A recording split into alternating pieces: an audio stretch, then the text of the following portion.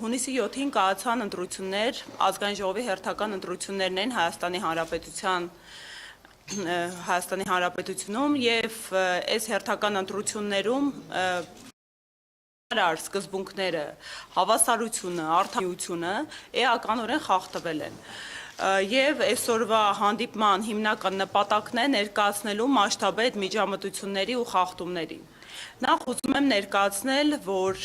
ընտրական խախտումները ոչ միայն ընտրության օրն են տեղի ունենում, այլև ընտրական խախտումները տեղի են ունենում մինչ ընտրական շրջանում։ Իսկ մեր պարագայում, ուժեղ Հայաստանի պարագայում կարծում եմ որևէ մեկի համար գաղտնիք չէ, թե ինչ ծավալի ու բնույթի խախտումներ են տեղի ունեցել, բայց այնուամենայնիվ անկախ միջամտություններից, վարչական ռեսուրսի շահարկումից, մարմինների կողմից մենք փորձում ենք նախընտրական տրամաբանության մեջ մնալ եւ չներկայացնել ու չկենտրոնանալ այդ շահարկումները եւ այն մեծածավալ միջամտությունները, ձերբակալությունները ապօրինի, քաղաքական հետապնդումները, որ իմ գործընկերներից, մեր համակիրների նկատմամբ տեղի էին ունենում։ Հիմա այս ամենը լուսաբանելու ժամանակն է, որովհետև այս արդյունքները, որը նախնական հրապարակվել է Կենտրոնական ընտրական հանձնաժողովի կողմից, ուղղակիորեն պայմանավորված են նաև այս միջամտությունների ու խախտումների ծավալով ու ըստ էության ամբողջովին չեն արտահայտում Հայաստանի Հանրապետության ընտրական իրավունք ունեցող քաղաքացու կամքը։ Իսկ քաղաքացու կամքի արտահայտումը պետության հիմնարար պարտականություններ բնականon ապահովել, որովհետև մեր երկրում ըստ մեր սահմանադրության ժողովուրդն է իշխանության աղբյուրը եւ նման ծավալի միջամտություններն ու ապօրինությունները սահմանադրական ճշմարտությանը հակասելու։ Հիմա առաջին հերթին ուզում եմ խոսել իմ գործընկերների ձերբակալությունների, կալանքների ու նրանց նկատմամբ տարաբնույթ խափանման միջոցների կիրառման մասին։ Մեր քաղաքական ուժից մոտ տավորապես 700-ին հասնող մարդ է ձերբակալվել, կալանավորվել, այդ թվում օրինակ տարեց կանայք, ովքեր ընդամենը եկել եւ գրանցվել էին որպես ուժեղ Հայաստան կուսակցության անդամ, մարդկանց առավոտյան մտնում են ենթարկում բացառապես ահաբեկելու նպատակով, տանում հարցաքննում են եւ այնուհետեւ բաց էին թողում։ Բազմաթիվ դեպքեր ունեն գրանցված, որ իրավապահ մարմինների կողմից նոր կարմիր գիծ հատվեց, երբ մարդիկ ձերբակալվում, բերման էին ենթարկվում եւ մարդկանց մոտ ժամեր շարունակ թույլ չէին տալիս փաստաբանի մուտքը։ Խախտելով մարդու այդ բոլոր, ասեմ, մի շարք դրվագներով մենք հանցագործության մասին հաղորդումներ ենք ներկայացրել եւ բնականաբար մարդու հիմնարար պաշտպանության իրավունքներ խաթարվում։ Ասեմ ավելին, սա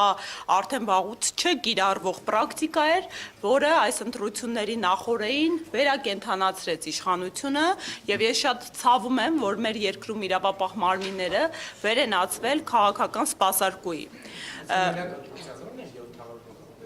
Ոչ, մինչ ընտրական շրջանում կոնկրետ մեր քաղաքական ուժի մասին է խոսքը։ Այսինքն պարբերաբար, տեսեք, կան իրավական գործընթացներ, նորմալ իրավական ժողովրդավար երկրում շրջանն էլ հաշվի առնելով նախընտրական փուլում, տեսեք, նորմալ իրավական պետությունում, երբ մարդկանց հիմնավոր կասկած է լինում կամ ինչ-որ հանցագործության դրվագ է լինում, մարդիկ ծանուցվում են, հրավիրվում են հարցաքննության, ընթացակարգ գոյություն ունի։ Մեր պարագայում բոլոր դեպքերում, օրինակ մենք ինչ-որ մի գյուղում կամ ինչ-որ մի համայնքում, մարզում ունենք նախընտրական քարոզչության իրավիճակ։ Եթե այն հաջող էր անցնում եւ բազմամարդ, անմիջապես նախորդ օրը մեր գրասենյակը հարձակման էր ենթարկվում։ Ու այո, հարձակման, որովհետեւ մեծածավալ իրավապահները էին խուժում, մարդկանց ձերբակալում էին, բնակարաններում խուզարկություններ էին տեղի ունենում, ինչ նպատակ սա ուներ, բացառապես հատկապես գյուղական համայնքներում վախի մթնոլորտ ձևավորելու։ Մենք բոլորս շատ լավ գիտակցում ենք, ինչ երկրում ենք ապրում, ինչպես է տեղեկատվությունը շրջանառվում, ու անգամ այս վախի մթնոլորտի պարագայում այնուամենայնիվ մարդիկ ավելի մեծաքանակ են դառնում, վրդովում են եւ փորձում են դուրք չտալ, բայց ինչ էին անում իշխանությունը եւ իրավապահ մարմինները։ Մենք բավականին որակյալ վերահսկողական ընտրական համակարգ են կառուցել։ Ես իմ ողջ կենսագրության, հատկապես 18 թվականից հետո ընտրական իրավունքի պրակտիկան, իսկ պրակտիկաս բավականին հարուստ է, որովհետեւ ղեկավարել եմ դիտորդական առաքելություններ, եղել եմ ԵԱԿ-ի կողմից սերտիֆիկացված միջազգային դիտորդ եւ թե 2021 թվականին, թե համայնքային ընտրություններին Գյումրի, Երևան, Վաղարշապատ շատ հաջող կարող եմ ասել վերահսկողություն ենք իրականացրել թե արձանագրելով եւ թե հարյուրավոր ընտրախախտումներ։ Հիմա այս ամբողջ պրակտիկան հաշվի առնելով հսկայական համակարգ ենք կառուցել։ Ունեինք բոլոր 2005 տեղամասերում ոչ միայն 1, ոչ միայն 2, այլ 3 վստահված անձանց համակարգ, ու ինչ էին անում իշխանությունները, հաշվի առնելով այդ համակարգում առավել պատրաստված գործընկերներից, այդ գործընկերներին փուլ առ փուլ ձերբակալում են։ Այսինքն ես 3 անգամ ստիպված եմ եղել, մարդուն պատկերացնում եք, չէ՞, մարդը վստահված անձ է, պետք է դասընթաց իրականացնես։ Այդ հատուկ ստեղծած համակարգում հմտությունները մարդուն սովորեցնես, մարդուն ուղղորդես ոնց է աշխատանքը կազմակերպվում եւ այս համակարգս, որը ըստ էության կարող եմ անհամեստորեն ասել, կարելի է դարձնել ԿԸՀ-ի այլընտրանք։ ԿԸՀ-ն ընտրական գործընթացում գոյություն ունի կենտրոնական ընտրական հանձնաժողով բուրգ է։ Իր ներքևը 38 ընտրատարածքային հանձնաժողովներն են, դրա ներքևն էլ արդեն 2005 տեղամասային ընտրական հանձնաժողովներն են։ Մենք նույնատիպի այլընտրանքային համակարգ ենք ստեղծել, որպեսզի կանխարգելենք հնարավոր միջամտությունները։ Այս համակարգս ողջ արդեն նախընտրական քարոզչության ընթացքում, երբ մեկնարկել էր մայիսի 8-ից, պարբերաբար կատվածահար եղավ։ Էլ չխոսենք այն մասին, որ տասնյակ հենց մեր թեկնածուներ ցուցակի կրկին, հետապնդումների ենթարկվեցին, տարբեր նրանց նկատմամբ խափանման միջոցներ կիրառվեցին եւ այս հետապնդումների շղթան դեռ շարունակվում է, եթե հետևեք կենտրոնական ընտրական հանձնաժողով միջնորդություններ են ներկայացնում մեր թեկնածուների նկատմամբ, այդ միջանկյալ անձեռնմխելիությունից զրկելու եւ խափանման միջոցներ կիրառելու վերաբերյալ։ Այսինքն, ամփոփելով այս առաջի դրվագը, ես փուլ առ փուլ խախտումների ձեզ ներկայացնեմ, այնուհետև քննարկենք հարցերին սիրով պատասխանեմ։ Գալիս է պնդելու, որ բնականon ընտրական գործընթացը սկսած այն հանգամանքից, որ մեր առաջնորդը Սամվել Կարապետյանը այդպես էլ հնարավորություն չունեցավ հավասարության սկզբունքի համատեքստում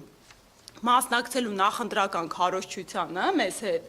մեր նկատմամբ խախտված է եղել։ Ու եթե օրինակ հակակոռուպցիոն կոմիտեի գործունեությունը ուղղակի դուք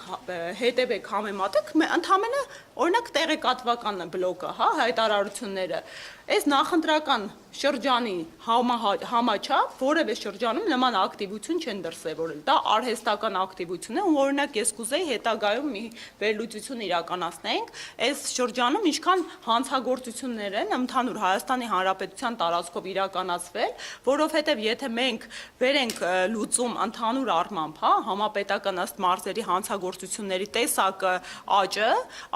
գրեթե ամենուրեք եռակի է, սկսած ծանր հանցագործություններից, այն իրականությունում, երբ իրավապահ մարմինների ռեսուրսը պետբյուջեով էականորեն ավելացվել է, անգամ որոշակի պայմաններում ֆինանսավորումը եռակի անգամ է ավելացվել։ Այսինքն ունենք իրավապահ մարմինների քանակի եւ ֆինանսավորման պետական մակարդակով աճ, դրան զուգահեռ ունենք նույնապես հանցագործությունների տեսակների ավելացում ու աճ։ Սա բնական ու նորմալ չէ եւ սա իմ խորին համոզմամբ պայմանավորված է նրանով, որ իրավապահ մարմինների առաջնային առաքելությունը այս իշխանությունը դարձրել է քաղաքական օրակարգեր սպասարկելը, ինչի հետևանքով էլ այլ տեսակի ու բնույթի հանցագործությունների կանխարգելումը էականորեն տուժում են։